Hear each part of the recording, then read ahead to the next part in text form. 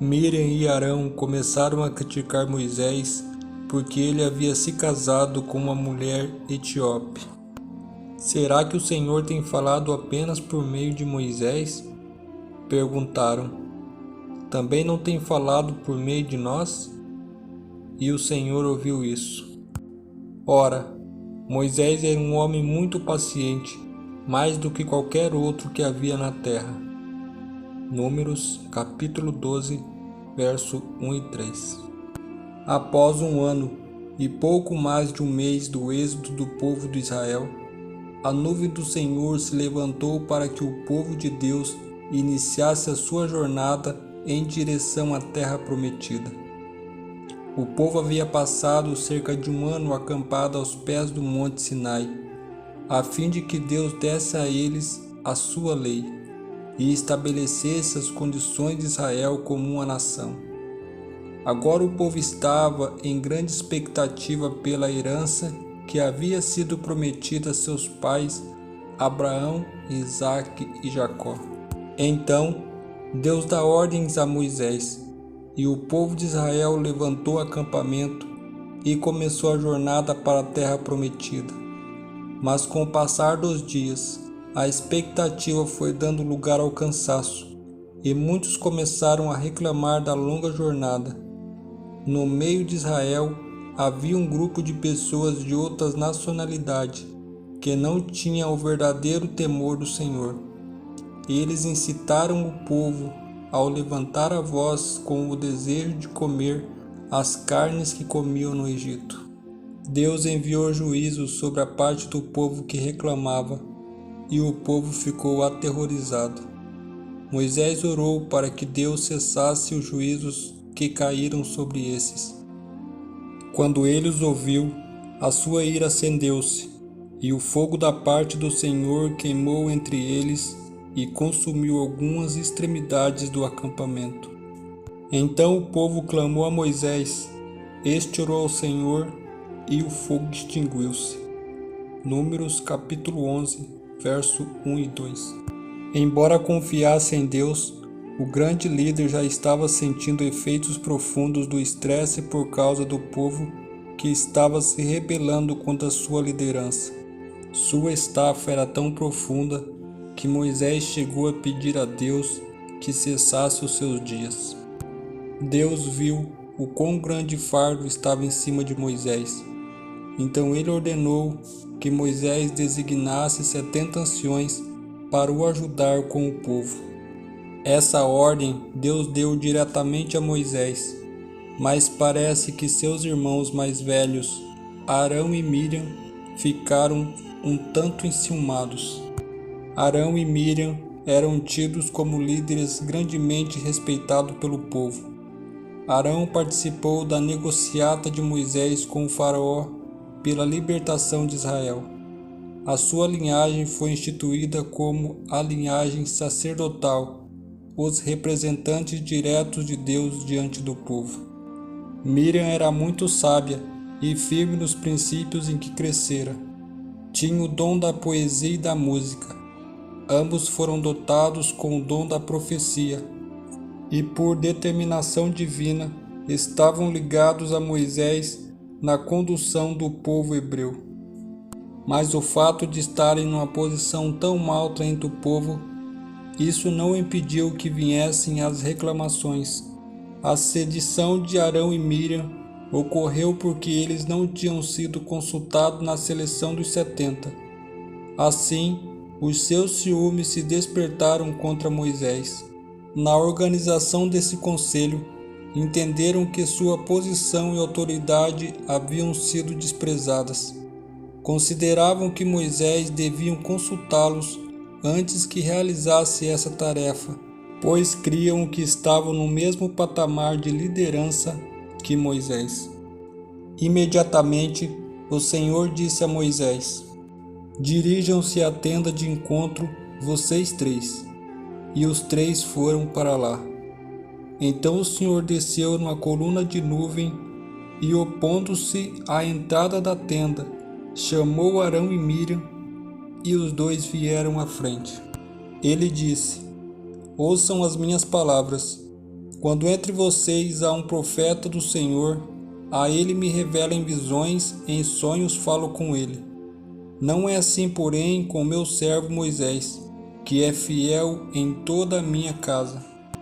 Com ele falo face a face, claramente e não por enigmas, e ele vê a forma do Senhor. Por que não temeram criticar meu servo Moisés? Números capítulo 12, verso 4 a 8. Arão e Miriam eram pessoas de oração e comunhão com Deus, mas Deus falava face a face apenas com Moisés, e foi diante dele que Deus fez passar toda a sua glória. Além disso, eles não estavam sentindo o peso da liderança que Moisés sentia. No auge de sua fadiga, consciente da sua fraqueza, fez de Deus o seu conselho. Arão, contudo, não confiava tanto em Deus como Moisés. Ele havia fracassado quando assumiu a responsabilidade de cuidar do povo no Sinai. Em vez de se manter firme, talhou um bezerro de ouro e condescendeu com o culto idólatra bem na frente do monte de Deus. Agora, em vez de alegre submissão a Deus e gratidão pelo que eles haviam recebido, deixaram-se levar pelos desejos de exaltação própria. Zípora, mulher de Moisés, não era cuxita, ela era medianita, descendente de Ismael, irmão de Isaque, portanto, descendente de Abraão. Esse foi um comentário racista da parte de Miriam, provavelmente porque ela possuía a pele mais escura que os israelitas. Além disso, Zípora era adoradora do mesmo Deus. No capítulo 18 de Êxodo, descreve o sogro de Moisés, Jetro, em uma visita, vendo o excesso de atividades que ele tinha, o aconselhou: escolha dentre todo o povo homens capazes, tementes a Deus, dignos de confiança e inimigos do ganho desonesto. Estabeleça-os como chefes de 1000, de 100, de 50 e de 10. Eles estarão sempre à disposição do povo para julgar as questões. Trarão a você apenas as questões difíceis, as mais simples decidirão sozinhos. Isso tornará mais leve o seu fardo, porque eles o dividirão com você. Se você assim fizer, e se assim Deus ordenar, você será capaz de suportar as dificuldades e todo esse povo voltará para casa satisfeito. Êxodo, capítulo 18, verso 21 a 23. Moisés seguiu o conselho do sogro. Assim, ele o ajudou a organizar um sistema de governo representativo para o povo. Miriam se ofendeu com essa situação e sentiu sua autoridade diminuída. Assim, aproveitou-se de seu preconceito para usar Zípora como argumento e diminuiu a autoridade de Moisés diante do povo. Moisés suportou tudo isso com muita mansidão, a despeito de seu cansaço. Nas 4 décadas de exílio em Mídian, cuidando dos rebanhos e aprendendo de Deus aos pés de Jetro, Moisés deixou o orgulho e a pompa de um princípio do Egito para depositar toda a sua confiança no Senhor. Essa foi a chave para seu sucesso extraordinário como líder, a liderança servidora e autoridade por influência. Então a ira do Senhor acendeu-se contra eles e ele os deixou.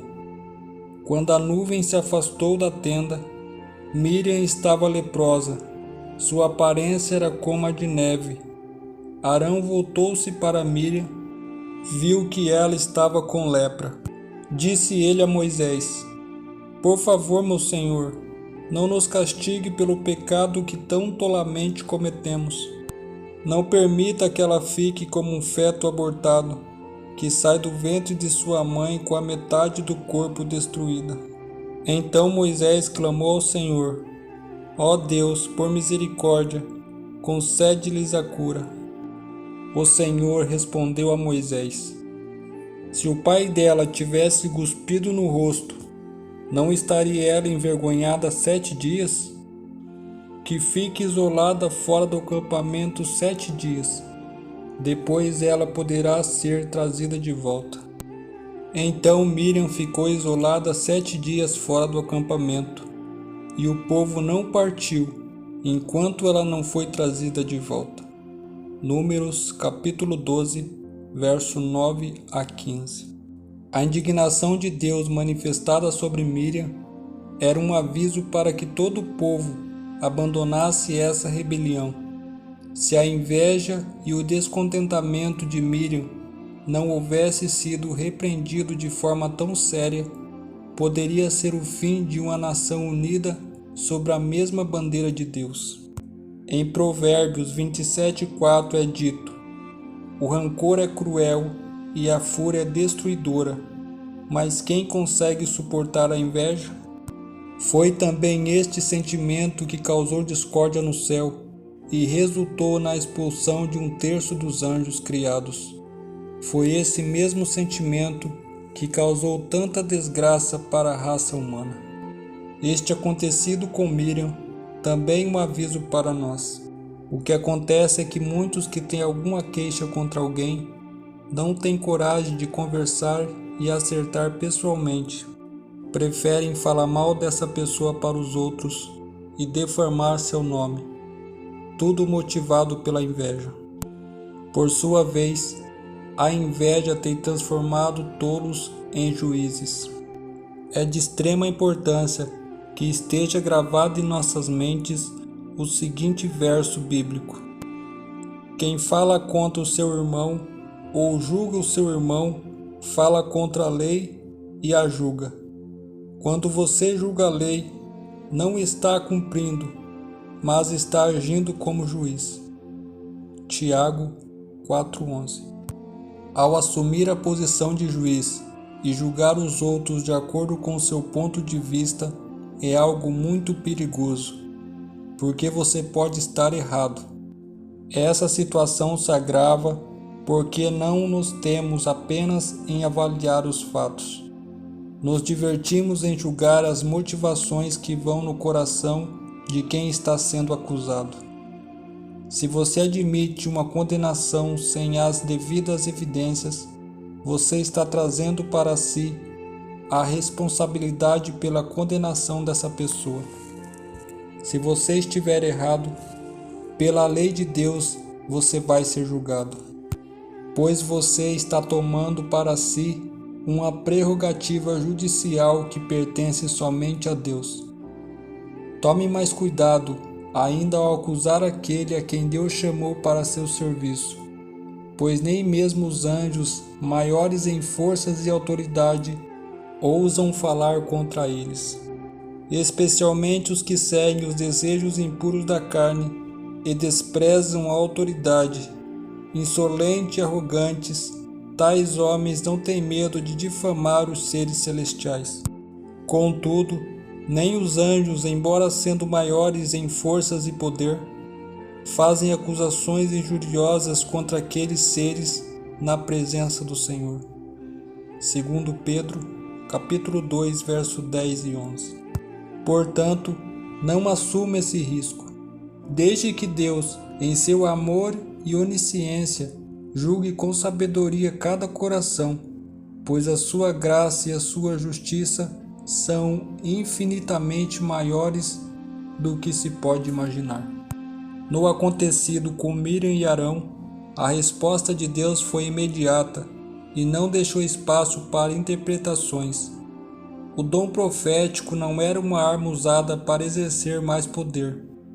Moisés era adequado para liderar porque havia aprendido que era extremamente dependente de Deus. Miriam foi mencionada primeiro antes de Arão, no livro de Números, capítulo 12, verso 1. Isso sugere que ela pode ter instigado e investida contra Moisés. Arão já ministrava como sumo sacerdote. Se ele tivesse cometido com lepra, não poderia ter entrado no tabernáculo nem ministrar em favor do povo. O castigo de Miriam com uma lepra temporária comunicava o descontentamento divino com os dois irmãos. Esse castigo promoveu a necessária mudança de atitude. O apelo de Arão por Miriam significa que ele também estava envolvido. E agora, em vez de críticas e inquietações, vemos Arão implorando por Miriam e Moisés intercedendo por ela. Deus deseja essa atitude em seu povo, que possamos orar um pelos outros e deixar o trabalho de juiz, que é exclusivamente de Deus. Querido Deus, que a inveja e o descontentamento se afaste de nosso coração, Senhor. Que possamos orar pelas pessoas, mesmo aquelas que nos fazem mal. Também que possamos orar por nossas lideranças na igreja e jamais criticá-la. Perdoa nossos pecados. Assim oramos, em nome de Jesus. Amém.